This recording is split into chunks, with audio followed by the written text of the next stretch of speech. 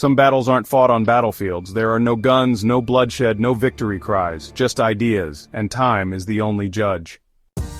In the world of economics, two figures have become symbols of opposing ideas.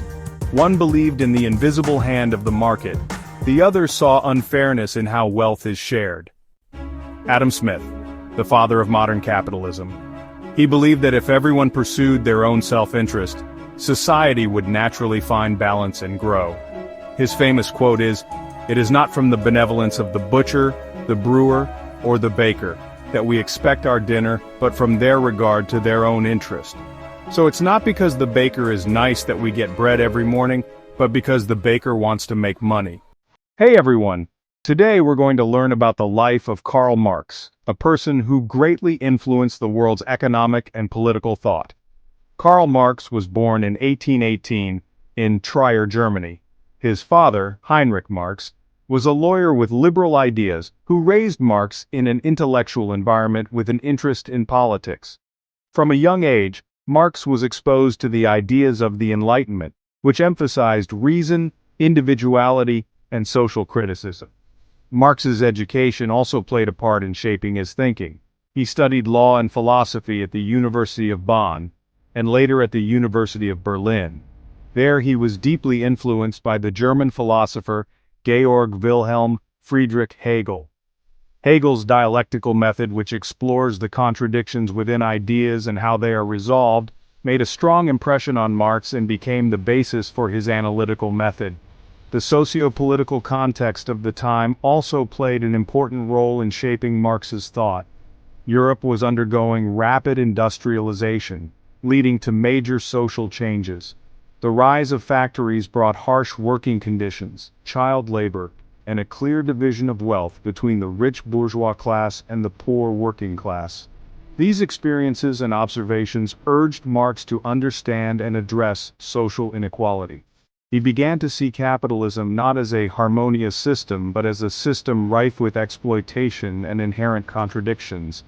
These early influences laid the foundation for his later works, where he criticized the capitalist system and advocated for a classless society.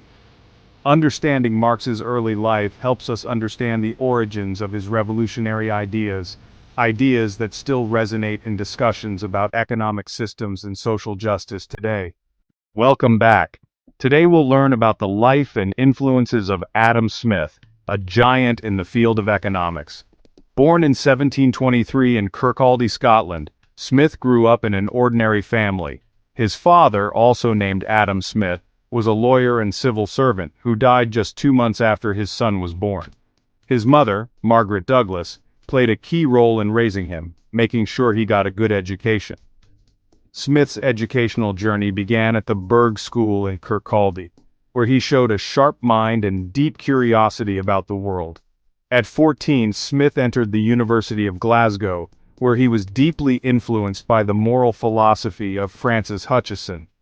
Hutcheson's teachings on human nature, ethics, and the importance of freedom and justice left a lasting impression on young Smith. In 1740, Smith continued his studies at Balliol College, Oxford. Although he found the teaching methods there rather restrictive, he took advantage of the vast library to study many subjects on his own, from classical literature to modern science. This period of self-study was later reflected in his comprehensive approach to economic theory. The socio-political environment of the 18th century also played a crucial role in shaping Smith's thinking. Europe was undergoing significant changes, with the Enlightenment bringing new ways of thinking about society, governance, and economics. The rise of mercantilism and the early stages of the Industrial Revolution provided the context for Smith to begin forming his thoughts on economic systems. Smith's observations of the developing market economy, along with his philosophical studies, led him to question traditional economic doctrines. He began to develop ideas that emphasized the importance of free markets, competition, and the division of labor. These fundamental concepts were later crystallized in his famous work, The Wealth of Nations, where he argued for the invisible hand of the market as a driving force for prosperity. Learning about Adam Smith's life and influences provides valuable insights into the origins of his groundbreaking ideas.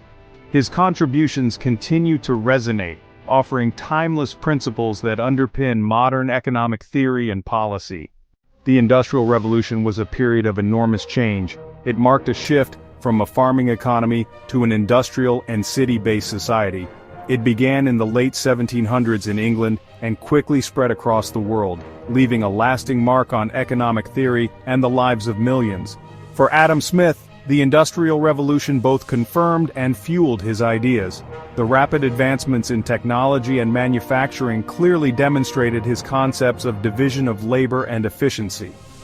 Factories became the perfect example of Smith's vision, where specialized jobs led to increased productivity and economic growth. The busy markets and the rise of the capitalist economy during this period further strengthened Smith's belief in the invisible hand guiding the market towards prosperity. However, the very industrialization that Smith praised also revealed its dark side, which deeply influenced Karl Marx. The Industrial Revolution brought unprecedented wealth, but it also highlighted stark inequality and harsh working conditions. Marx observed the exploitation of the working class, or the proletariat, by the bourgeoisie, those who owned the means of production. Factories, which Smith saw as engines of growth to Marx, represented dehumanization and alienation. Marx's theories were born from the harsh realities of industrial capitalism. He argued that the profits generated by factories were not shared fairly, leading to a growing gap between the rich and the poor. For Marx, the Industrial Revolution was clear evidence of the inherent contradictions within capitalism, contradictions that would ultimately lead to its downfall. Although Adam Smith and Karl Marx viewed the Industrial Revolution through different lenses, its impact on their economic theories is undeniable. Smith saw it as proof of the power of free markets and the division of labor, while Marx saw it as a catalyst for social and economic upheaval.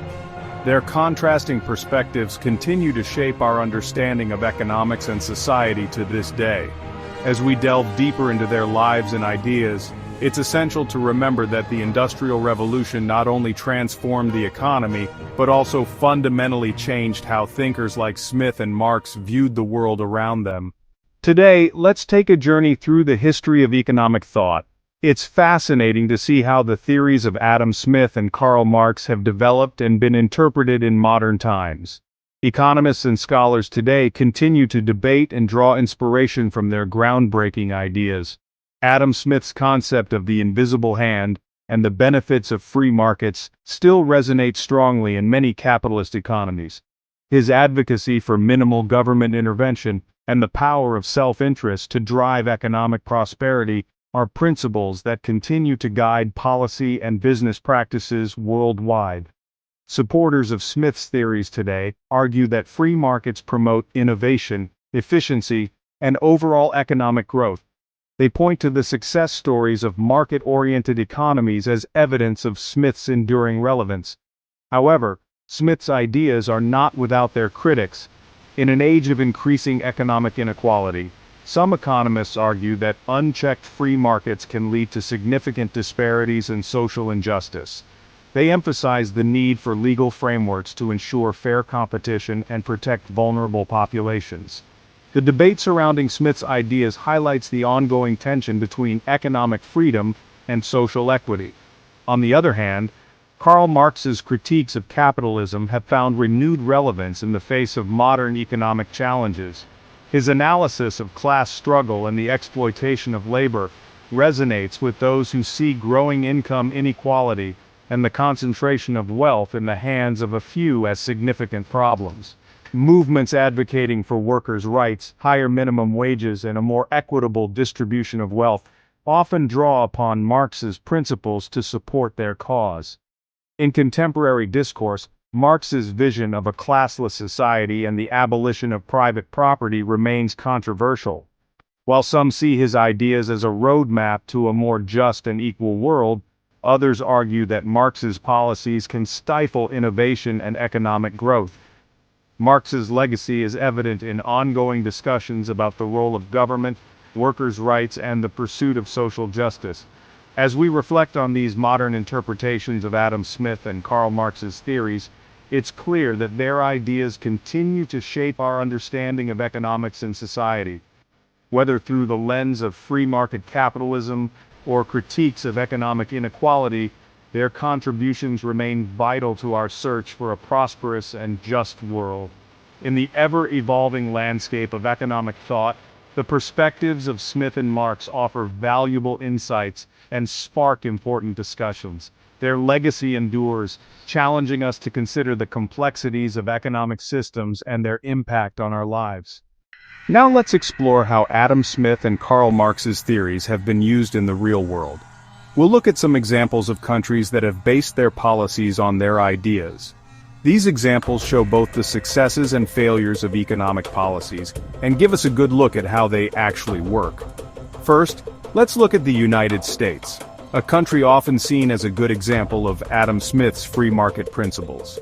The U.S. has long favored less government involvement, relying on the invisible hand of the market to drive innovation and economic growth.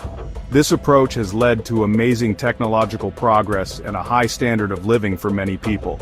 However, it has also led to significant income inequality and regular financial crises, highlighting the potential downsides of an uncontrolled market. Next, let's move on to Sweden, a country that has successfully combined free market principles with strong social welfare programs. This Scandinavian model, often called the third way, combines Smith's emphasis on market efficiency while addressing the social inequalities that Marx warned about. Sweden's policies have resulted in a high standard of living, low poverty rates, and strong economic performance, proving that a balanced approach can bring positive results. On the other hand, let's consider the Soviet Union, a country that implemented policies heavily influenced by Marx's ideas. The Soviet model aimed to eliminate class distinctions and create a classless society through state ownership of resources and central planning. While this approach initially led to rapid industrialization and significant improvements in education and healthcare, it ultimately resulted in economic stagnation, inefficiency, and widespread shortages of goods. The collapse of the Soviet Union in 1991 marked a significant failure of Marxist economic policies in practice. China presents an interesting case, combining Marx's principles with market-oriented reforms. Since the late 20th century, China has transitioned from a strictly planned economy to a socialist market economy, incorporating elements from both Smith and Marx's theories. This combined approach has led to unprecedented economic growth and lifted millions of people out of poverty. However, it has also presented challenges like income inequality and environmental degradation, highlighting the complexity of combining these different economic philosophies. These examples illustrate the different outcomes of applying Smith and Marx's theories in different contexts.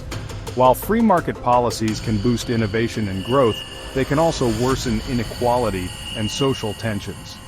Conversely, Marx-inspired policies aimed at achieving social justice can face significant practical challenges and unintended consequences. In short, the experiences of these countries highlight the importance of context and balance in economic policy making. The insights gained from these case studies can help us in our ongoing efforts to create more just and prosperous societies by using the strengths from both Smith and Marx's ideas. As we continue to explore the legacy of these two economic giants, remember that their theories are not mutually exclusive. By learning from their successes and failures, we can strive to build an economic system that harnesses the best of both schools of thought. Hey everyone! Today let's talk about a really hot topic. The future of capitalism and socialism in the 21st century. The world is facing unprecedented challenges: climate change, rapidly changing technology, and growing inequality. Even Adam Smith or Karl Marx back in the day would have had a hard time imagining these problems. On the one hand, capitalism has shown a remarkable ability to adapt. The rise of giant tech companies and the gig economy is the clearest proof of this, However, these very advancements are creating new inequalities and tough ethical questions.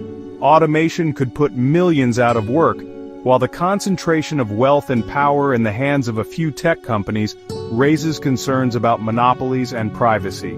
So we're seeing more and more people calling for regulatory reform and new economic models. Concepts like universal basic income, UBI, and Green New Deals are gaining traction, aiming for a fairer distribution of wealth and addressing environmental issues. These initiatives show a blend of Smith's market efficiency and Marx's social justice, suggesting that future economic systems could combine both ideologies. On the other hand, socialism is also evolving. Countries like China and Vietnam continue to experiment with market socialism, combining state planning with market mechanisms to drive growth. These hybrid models have helped millions escape poverty, but also face criticism for limiting political freedoms and maintaining state control. In democratic countries, young people, especially those disillusioned with the failures of capitalism, are showing renewed interest in socialist ideas. Policies supporting universal health care, free education, and stronger worker rights are becoming more popular, reflecting Marx's lasting influence. In this complex landscape, it's important to remember that economic systems aren't static. They evolve in response to social, political, and environmental changes. The future may see a convergence of ideas, where market efficiency and socialist fairness create a more balanced and sustainable economy. Ultimately, the direction of capitalism and socialism will depend on our collective choices and the values we prioritize. By learning from the past and innovating for the future, we can strive to build a world that harnesses the strengths of both systems, ensuring prosperity and fairness for everyone. So to understand this better, let's delve deeper into the life and legacy of Karl Marx, the revolutionary thinker whose ideas continue to shape our world today. Karl Marx, the voice of the working class. He didn't see harmony in the market. He saw exploitation, oppression, and a growing gap between the rich and the poor. For Marx, capitalism was a system full of contradictions, and sooner or later, it would collapse. One said, "Competition makes us better." The other replied, "Competition is the root of unfairness." More than 200 years have passed since these ideas were born. Capitalism still exists, and so do Marx's unanswered questions. As the world enters the age of 4.0, with artificial intelligence and automation, Marx's question returns. Who really owns the value? Who's benefiting the most? Maybe the clash between Adam Smith and Karl Marx isn't about choosing who's right or wrong, but it's to remind us that every system, whether free or controlled, needs something that neither can calculate with a formula. That is fairness and compassion. Slow perspective. Sometimes slowing down helps us see things more clearly.